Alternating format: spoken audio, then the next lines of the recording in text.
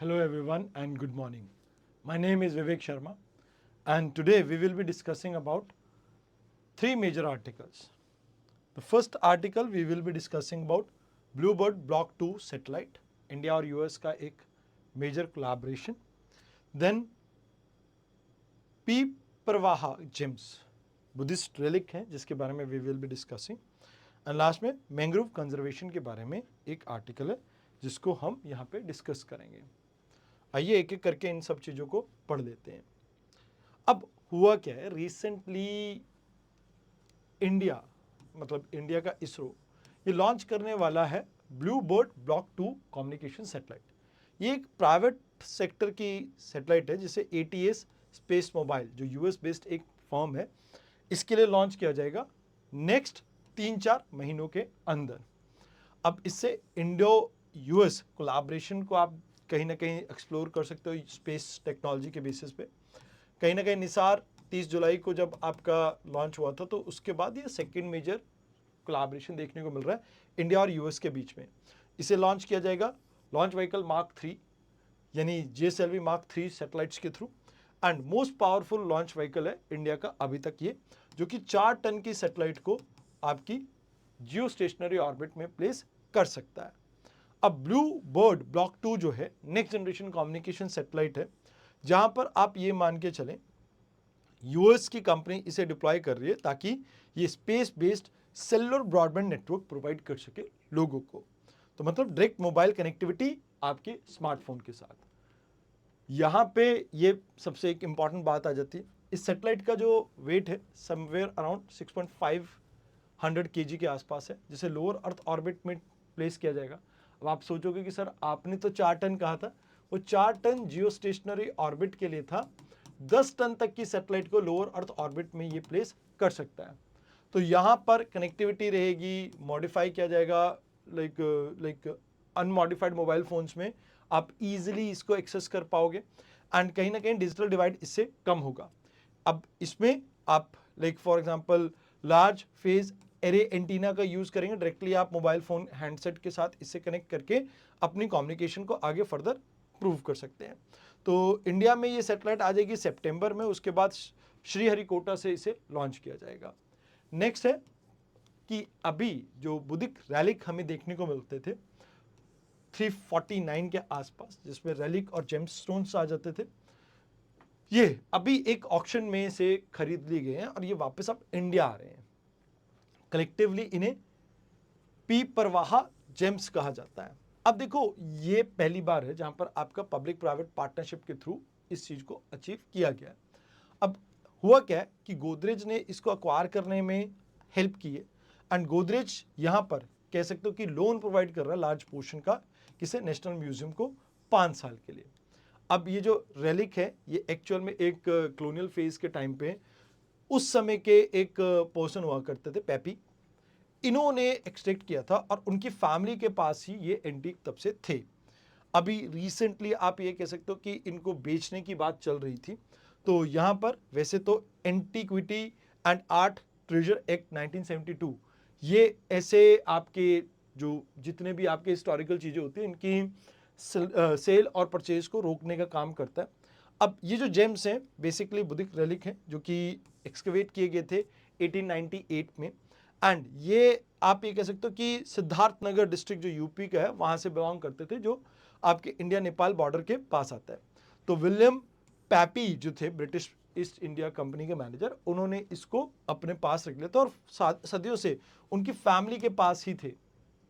अभी ये मार्केट में बेचने के लिए आए थे तो यहाँ पर इंडिया ने इन्हें अक्वायर कर लिया. तो अब इस एक्ट के बारे में भी बात करें तो ये लेजिस्लेशन है जो गवर्नमेंट ऑफ इंडिया ने इनेक्ट की है ताकि एक्सपोर्ट ट्रेड और प्रिजर्वेशन को रेगुलेट कर सके art and art related objects की. ये फोर्स में आया था 1 अप्रैल 1976 में एंड आर्कियोलॉजिकल सर्वे इस पूरी चीज़ को एडमिनिस्टर करते हैं जो कि मिनिस्ट्री ऑफ कल्चर के अंडर आती है और इसमें सभी तरह की स्मगलिंग एंड इलीगल ट्रैफिकिंग को रोकने की बात की जाती है. अब डेफिनेशन क्या है कि भाई एंटीक वो चीज़ है जो 100 साल से पुरानी हो, चाहे कॉइन हो, स्कल्पचर हो, मैन्युस्क्रिप्ट हो, इंस्क्रिप्शन हो. आर्ट ट्रेजर वो होता है जहाँ पर आर्टिस्टिक और एस्थेटिक वैल्यू हो जिस चीज़ की जो सेंट्रल गवर्नमेंट आपकी डिक्लेयर करती है. तो ऐसी किसी भी चीज़ का एक्सपोर्ट करना आपका स्ट्रिक्टली प्रोहिबिटेड है। सेंट्रल गवर्नमेंट इसको कंट्रोल करेगी एंड आप इसको लिए आपको एक्सपोर्ट करने के लिए आपको लाइसेंस की रिक्वायरमेंट होगी, जो डीजी आर्कोलॉजी आपको प्रोवाइड करेंगे। अब गवर्नमेंट इसको एक्वायर कर सकती है कभी भी आप पब्लिक इंटरेस्ट के लिए, एंड मोर ओवर आपकी ये कंपलसरी है कि आप अपने जो भी एंटीक्स आपके पास हैं उनको आप रजिस्टर करें किसके पास, आर्कोलॉजिकल सर्वे ऑफ इंडिया। शायद स्टार्टिंग में मैंने एंटीक्विटी बोल दिया था ना भैया, एंटीक है, सॉरी माय मिस्टेक। तो यहाँ पर सर्टिफिकेट ऑफ रजिस्ट्रेशन आपके पास होना चाहिए जो आपके पास आएगा, और इसे ट्रांसफर और सेल किया जा सकता है, बट उसकी रिपोर्ट गवर्नमेंट के पास जानी चाहिए। तो ये चीज़ें आ जाती हैं। अगर कोई वायलेट करता है तो उस केस में 3 साल की सज़ा, फाइन दोनों लग सकते हैं। तो ये चीज़ें इसमें आ जाती हैं। आइए अब बात करते हैं मैंग्रोव्स की। मैंग्रोव्स के ऊपर एक रिपोर्ट आई जिसमें कहा गया कि भैया हमें रिसर्जेंस देखने को मिल रही है मैंग्रोव रिस्टोरेशन एफर्ट्स की वजह से, पर्टिकुलरली तमिलनाडु, गुजरात और मुंबई के एरिया में।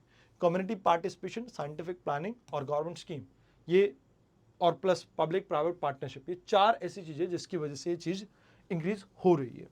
तो कहते हैं कि मैंग्रोव्स कॉमनली इंडिया में आपको जो मिलते हैं वो जनरली डेल्टा एरिया में देखने को मिलते हैं, और 40% जो कॉमनली आपको देखने को मिल रहे हैं वो वर्ल्ड के मैंग्रोव्स आपको देखने को मिलते हैं इंडोनेशिया, ब्राज़ील, नाइजीरिया और मैक्सिको में। इंडिया की पर्टिकुलरली बात कीजिए तो वेस्ट बंगाल, गुजरात और अंडमान में सबसे ज़्यादा देखने को मिलते हैं। अब इनमें खास बात ये रहती है कि ये सलाइन वाटर के अंदर भी एग्जिस्ट कर सकते हैं, जनरली आपको ट्रॉपिकल वाटर में देखने को मिलेंगे। ये टाइडल इन्फ्लुएंस को कम करते हैं जिसकी वजह से साइक्लोन के अगेंस्ट ये आपको प्रोटेक्ट करते हैं। मोर ओवर इनकी रूट्स जो होती हैं उसके थ्रू सेडिमेंटेशन आपकी जो इस एरिया में देखने को मिलती है, तो न्यूट्रेंट उससे रिचार्ज होते हैं, वाटर प्योरीफाई होता है, वो भी बेनिफिट देखने को मिलते हैं। ज़्यादातर इनके जो रूट्स होती हैं वो आपके न्यूमेटोफोरस रूट्स कहा जाता है, जो मतलब आप ये मान के चलो जैसे पेड़ है तो ऐसे बाहर निकली हुई है आपकी जड़ें, ये नीचे ज़मीन है और ऊपर ऐसे बाहर निकली हुई हैं। या आपको प्रॉप रूट्स देखने को मिलते हैं, स्टिल्ट रूट देखने को मिलते हैं, जो कि ऑक्सीजन इनटेक को सप्लाई को इंश्योर करती है। तो ये चीज़ें हैं जो आपको यहाँ पे देखने को मिलते हैं। मोर ओवर बहुत सारे लोगों का लाइवलीहुड इसके ऊपर डिपेंड करता है, खासकर फिशरी सेक्टर के लिए काफ़ी इंपॉर्टेंट है, and eco tourism, firewoods and honey collection के लिए भी काफ़ी इंपॉर्टेंट है। वैसे ये ब्रीडिंग ग्राउंड है फिशेस के लिए, क्रैब्स के लिए और माइग्रेटरी बर्ड्स के लिए। ये कार्बन मिटिगेशन में भी आपकी हेल्प करते हैं, एंड मोर ओवर ये बायोशील्ड है अगेंस्ट सुनामी, आपके साइक्लोन्स एंड आपके टाइडल सर्ज। क्लाइमेट चेंज का जो इम्पैक्ट है इसकी वजह से रिड्यूस हो सकता है, मतलब क्लाइमेट चेंज को कंट्रोल करने में भी आपकी काफ़ी हेल्प कर सकता है। गवर्नमेंट ऑफ इंडिया ने मिस्ती स्कीम निकाली थी जिसमें आप कह सकते हो mangrove initiative for shoreline habitat and tangible income के बारे में बात की गई थी। इसे लॉन्च किया गया था वर्ल्ड इन्वायरमेंट डे 2023 में, जहाँ पर हम 54,000 मैंग्रोव्स को रिस्टोर करने की, हेक्टेयर एरिया को रिस्टोर करने की बात करते हैं। कैंपा फंड के अंदर भी एफॉरेस्टेशन का जो पैसा है मैंग्रोव्स के ऊपर यूज़ किया जा सकता है। नेशनल कोस्टलाइन मिशन के अंदर हम इंटीग्रेट कर रहे हैं इकोसिस्टम बेस्ड अप्रोच को, जिससे हम क्लाइमेट रेजिलियंस इस एरिया की और ज़्यादा बेटर कर सकें। ग्रीन इंडिया मिशन में भी हम डिग्रेडेड कोस्टल इकोसिस्टम को क्या कर रहे हैं, वापस से रिस्टोर कर रहे हैं। तो कहते हैं अभी क्या प्रॉब्लम चल रही है, कहते हैं क्लाइमेट चेंज सबसे बड़ी प्रॉब्लम है जिसकी वजह से सी लेवल राइज कर रहा है, और ये आपके मैंग्रोव्स के ऊपर 99% मैक्सिमम इम्पैक्ट जो देखने को मिल रहा है इसकी वजह से है। और प्लस इसमें 99% में आपका अर्बनाइजेशन, जिसकी वजह से लैंड यूज पैटर्न आपका चेंज हो रहा है, इंडस्ट्रीज का पोल्यूशन इसमें डंप किया जा रहा है। तो वो चीज़ें हैं जिसकी वजह से आप ये कह सकते हो कि इसके ऊपर नेगेटिव असर पड़ रहा है। बाकी बचे हुए कारण जो आ जाते हैं वो है इन्वेसिव एलियन स्पीशीज, एक्वाकल्चर हम जो प्रमोट कर रहे हैं अपनी तरफ से, आर्टिफिशियल जो फार्मिंग है श्रिम्प्स की, उसकी वजह से भी इम्पेक्ट आ रहा है। एंड कहीं ना कहीं ये जो टाइडल फ्लो आपका रिड्यूस हो रहा है जो एम्बार्कमेंट बनाने की वजह से, उसकी वजह से भी आपको प्रॉब्लम देखने को मिल रही है। तो फिलहाल अभी अगर हम बात करें ecological structure and structure approach, इसमें टाइडल फ्लो रिस्टोरेशन के ऊपर हमारा फोकस है, खासकर कनाल सिस्टम्स के थ्रू। रीप्लांटेशन के ऊपर नेटिव स्पीशीज को उगाया जा रहा है, देन इन्वेसिव एलियन स्पीशीज को रिमूव किया जा रहा है। टेक्नोलॉजी बेस्ड अप्रोच में हमने सैटेलाइट सेंसिंग और कहीं ना कहीं सैटेलाइट मॉनिटरिंग और रिमोट सेंसिंग के थ्रू कोशिश कर रहे हैं कि मैंग्रोव्स की हेल्थ को एक्सेस कर सकें, एंड एसेस करने के बाद हम टारगेट कर रहे हैं उन एरियाज़ को जहाँ पर प्रॉब्लम्स हमें देखने को मिल रही हैं। बाकी ड्रोन के यूज़ के थ्रू भी जो इनएक्सेसिबल एरियाज़ हैं वहाँ पर सीडिंग्स को फैलाया जा रहा है ताकि इनसे लाइक मैंग्रोव्स की पॉपुलेशन को इंक्रीज़ किया जा सके।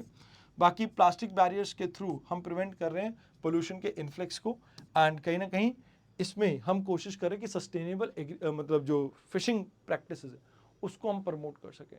तो अब ये वो चीज़ें हैं जिसको आपको इस आर्टिकल में ध्यान रखना था। आई होप आपको डिस्कशन अच्छी लगी हो। तो आज के लिए इतना ही, धन्यवाद।